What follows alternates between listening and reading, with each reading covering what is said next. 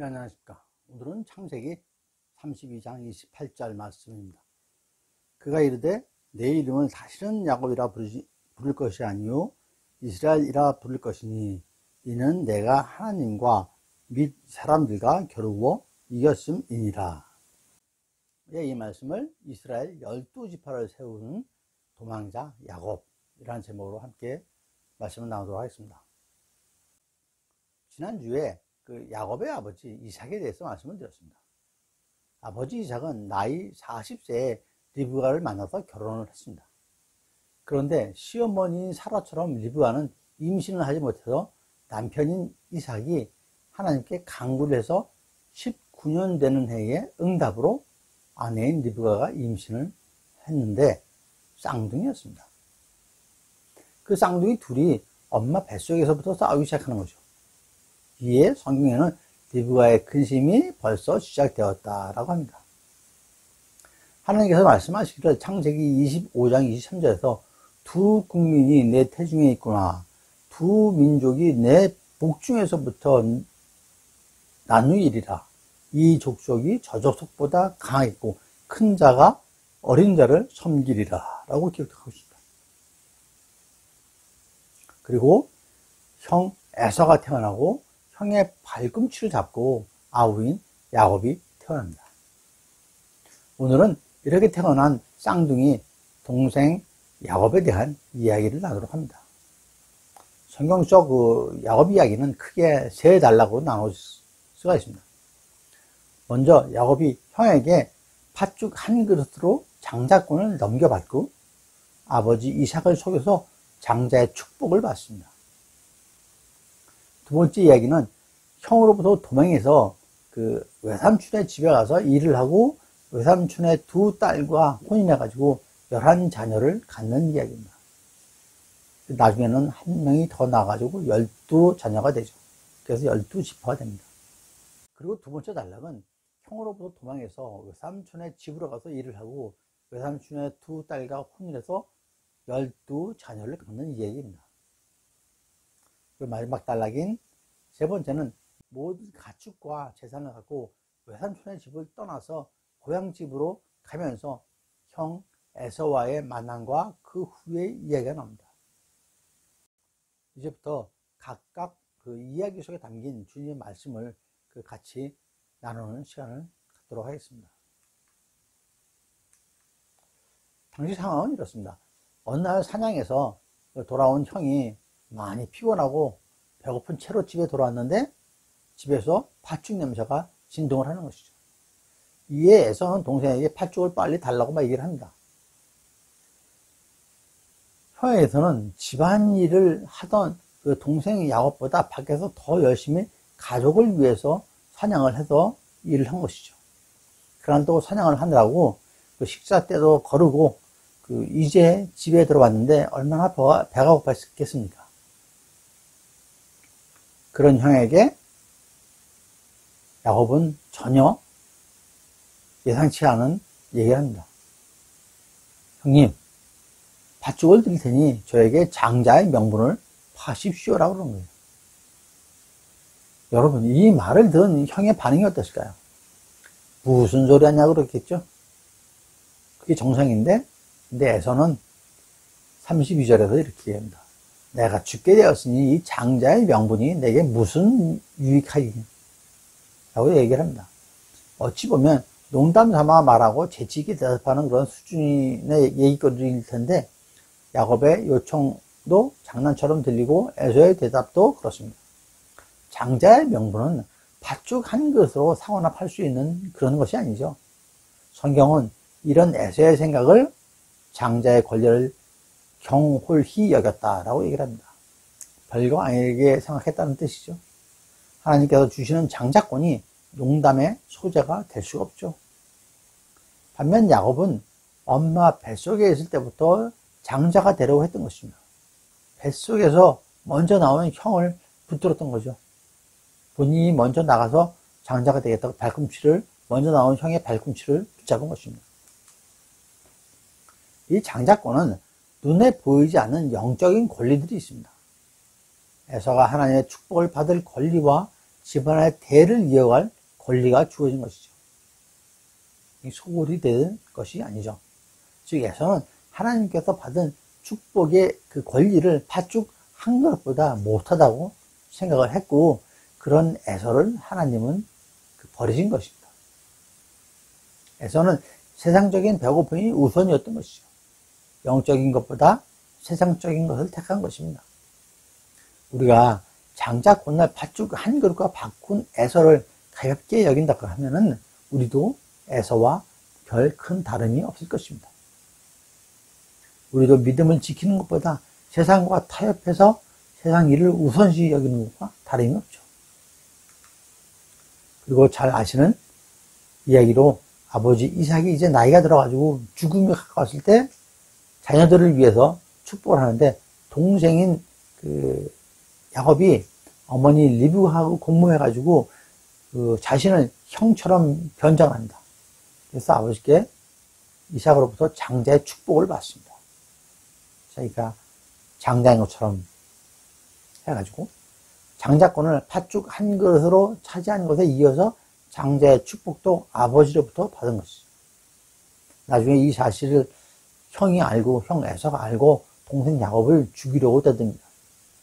이에 어머니인 리브가가 남편 이삭과 얘기를 해서 에서가 이방 여자와 결혼한 것을 얘기하면서 야곱은 동족에게 보내서 거기서 동족 여인들과 결혼을 시키자라고 제안을 합니다. 야곱을 자신의 친정, 즉 야곱의 외삼촌인 라반한테 보내가지고 라반의 딸 중에서 아내를 하자라고 제안하죠. 이렇게 해서 이삭의 아들 야곱은 브엘세바를 떠나서 하란으로 가게 됩니다. 하란이 어떤 것입니까? 야곱의 할아버지 아브라함이 살던 곳이죠.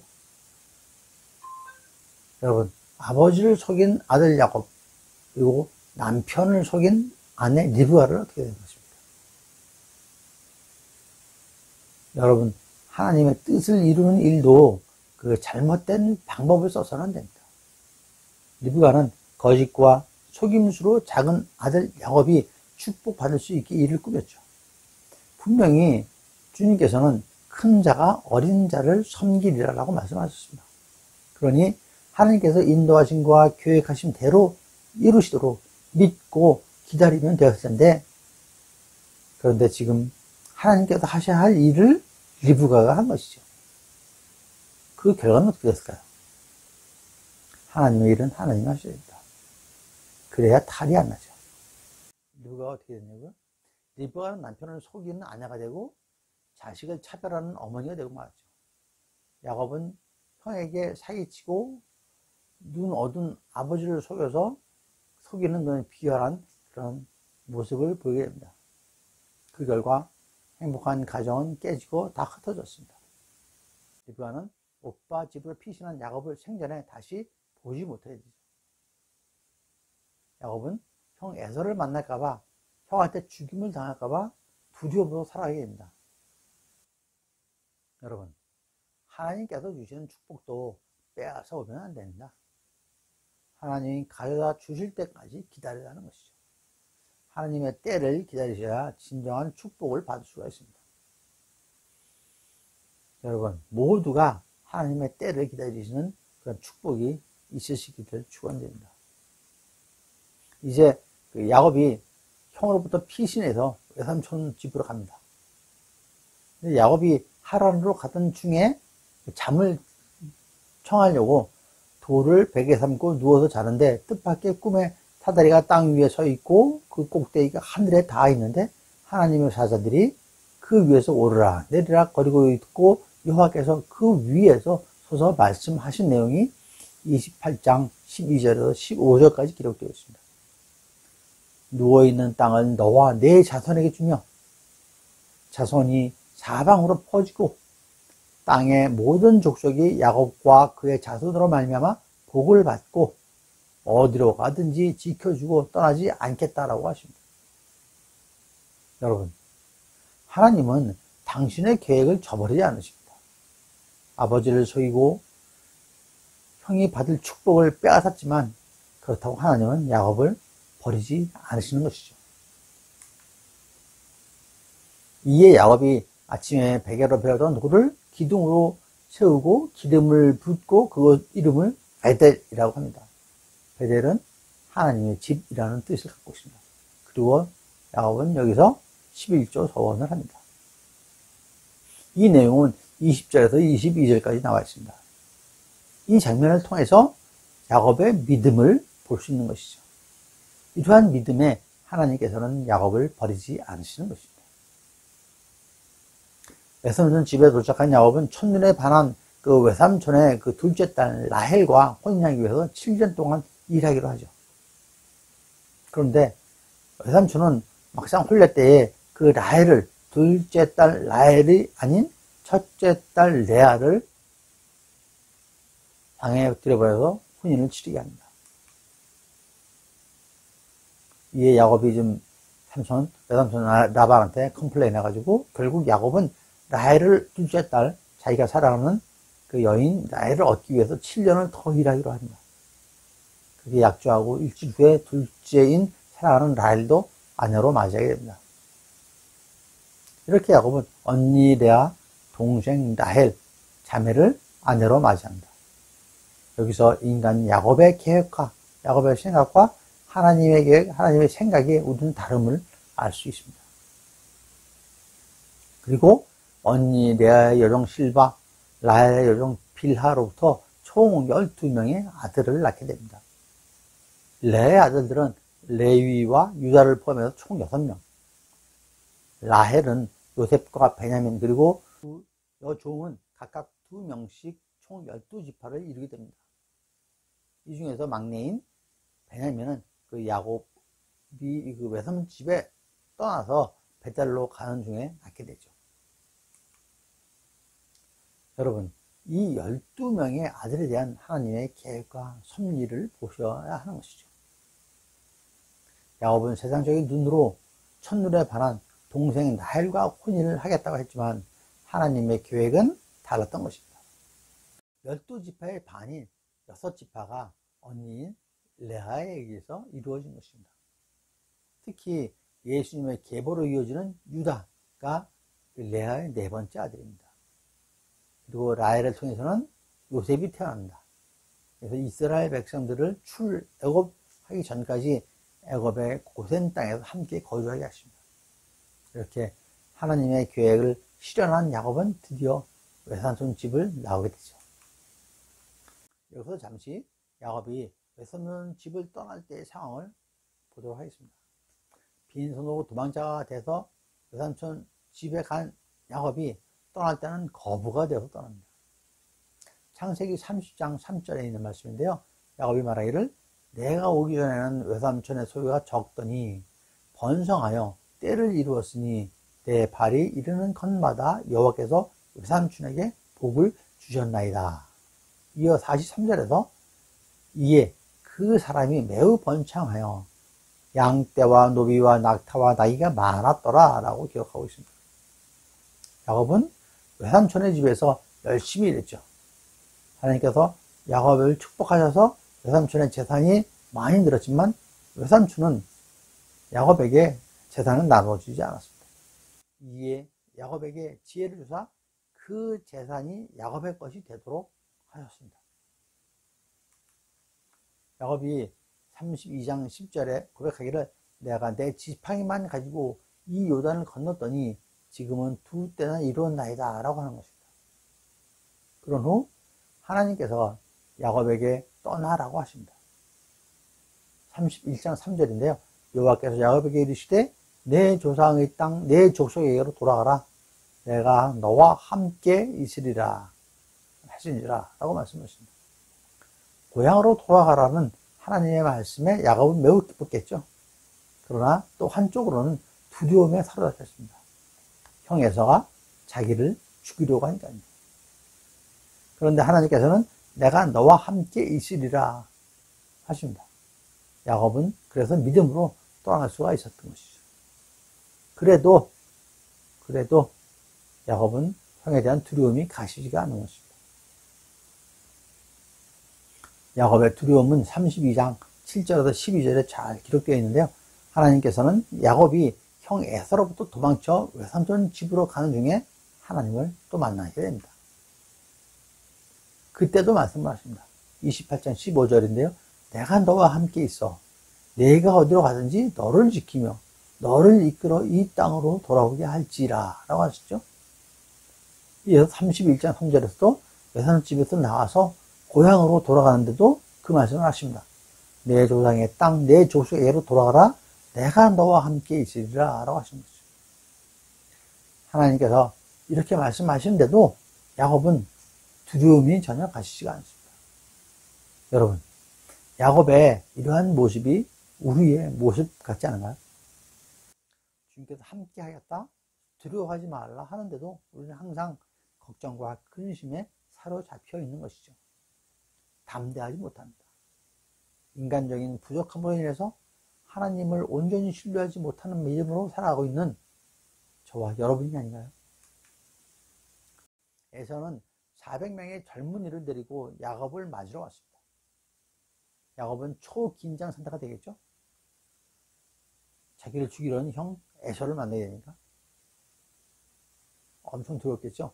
이에 야곱은 하나님에게 자신을 구해줄 것을 강구를 합니다.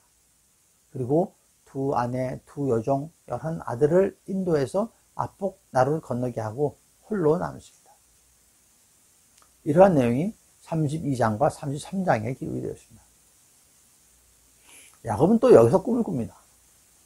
꿈인데 하나님과 씨름을 하면서 자신을 축복해 주지 않으면 놓아주지 않겠다고 끝까지 붙드는 유명한 얘기가 여기 있습니다. 그래서 야곱의 허벅지 관절이 어긋났고 하나님께서는 이때 야곱의 이름을 이스라엘이라고 바꿔줍니다. 이스라엘의 뜻은 하나님과 겨루어 이기다 라는 의미를 갖고 있죠. 또한 야곱은 그곳의 이름을 브니엘이라고 명했습니다. 이는 하나님과 대면하여 보았으나 내 생명이 보존되었다 라는 의미를 갖고 있습니다. 그리고 야곱은 형 에서와 마주치게 되는 거죠. 자기 축복을 빼앗아간 동생을 죽이겠다고 벼르는 형 에서가 야곱을 드디어 만난 것입니다. 그런데 여기서 반전이 있습니다. 33장 4절에서 에서가 달려와서 그를 맞이하여 안고 목을 어긋 맞추어 그와 입을 맞추고 서로 우니라 라고 기록하고 있습니다.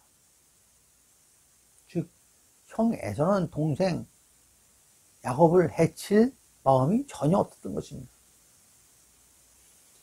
형이 동생의 많은 가축과 가족들을 보고도 시기와 질투의 마음이 전혀 없었습니다. 그런 게 기록이 안 되어 있습니다. 성경에서는 형 에서의 용서와 관용의 마음이 생기게 된 계기도 전혀 기록되어 있지 않습니다.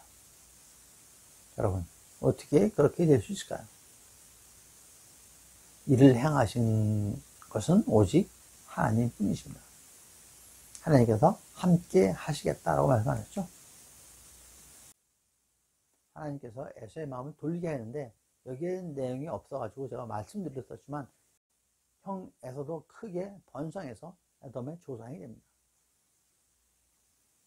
형의 용서와 화해에 야곱은 33장 10절에서 내가 형님의 눈앞에서 은혜를 입었사오면 청하건대 내 손에서 이 예물을 받으소서 하며 형에게 예물을 갖다 줍니다.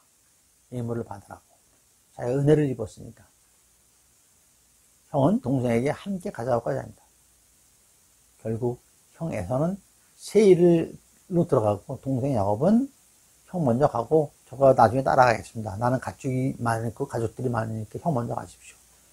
가는 길에 야곱은 숲꽃 밭담 아람에서 가나안 땅 세겜으로 가서 장막을 치게 됩니다. 이후 35장은 하나님께서 야곱에게 축복을 내리시며 이름도 이스라엘이라고 명하시게 되는 것이죠.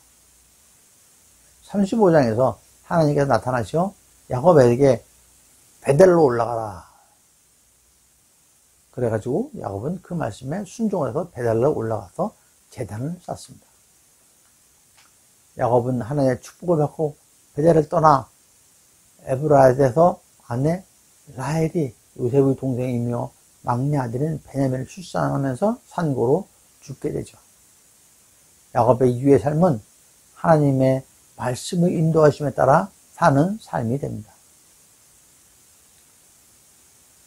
야곱의 그 파란만장한 인생을 정리하면은 태어날 때 형의 에서의 그 발꿈치를 움켜잡고 나왔죠. 자기가 먼저 태어나 장자권을 가지려고 했던 것이죠. 실제로 그 형의 장자권, 축복권을 갖다 자기 손으로 다 넣었습니다. 그리고 형에게서 도망쳐서 외삼촌 라반의 집에 가지만 속고 또 라반한테 이용당합니다. 야곱은 아버지와 형에게 한 그대로 라반에게 당했던 것이죠. 하지만 이는 하나님께서 야곱을 통해서 동족으로 12지파를 세우시려는 계획이 있던 것입니다. 그리고 이제 다시 고향으로 돌아갑니다. 이때 압복나루를 건너기 전에 하나님을 붙들고 씨름한 사건이 나오죠. 이제 야곱은 더 이상 야곱이 아니라 이스라엘로 바뀌는 것이죠. 그리고 형 에서가 자기를 보면 죽일 줄 아는데 오히려 형은 야곱을 보고 따뜻하게 맞아줍니다. 아마도 야곱은 그동안 하나님의 말씀을 생각하며 하나님의 인도하심을 깨달았을 것입니다. 그리고 야곱은 자기의 생각을 내려놓고 하나님 인도하신 대로 살아가게 됩니다. 이러한 야곱의 일생을 좀 다르게 하나님의 관점에서 말씀을 드리겠습니다. 우상을 섬기는 이방민족과 결혼한 형 에서에게 하나님의 후대를 잃게 할 수는 없었던 것이죠. 그래서 동생 야곱을 동족과 결혼해서 후대를 이어가게 하시는 하나님의 섭리와 하나님의 계획인 것이죠. 또한 그러기 위해서는 장자권과 그 장자의 축복이 필요했던 것이죠. 야곱이 사랑하는 여인은 인간적으로 보기에 아름다운 동생 라헬이었지만 12지파를 생각하신 하나님은 언니인 레아를 통해서 이스라엘의 정통성을 이어가시게 하는 겁니다. 그리고 자신을 죽일 것만 같았던 형 에서를 통해서 화합과 화해를 보여주는 야곱의 일화입니다. 이러한 야곱의 삶이야말로 인간적으로는 파란만장한 삶이지만 하나님의 관점에서는 인도하심, 섭리, 계획하심이 있는 것입니다. 여러분, 여러분의 삶이 산전수전 다 겪는 파란만장한 삶이라고 생각하십니까? 그 삶을, 여러분의 삶을 하나님의 관점에서 보시기 바랍니다. 분명히 거기에는 하나님의 계획과 인도하심과 섭리가 있음을 잊지 마시기 바랍니다. 이러한 야곱의 파란만장한 삶 속에서도 항상 주님께서 함께 하셨듯이 우리는 오직 주님을, 하나님을 신뢰하고 하나님만을 의지하고 사시는 여러분과 저의 삶이 되시기를 축원드립니다. 감사합니다.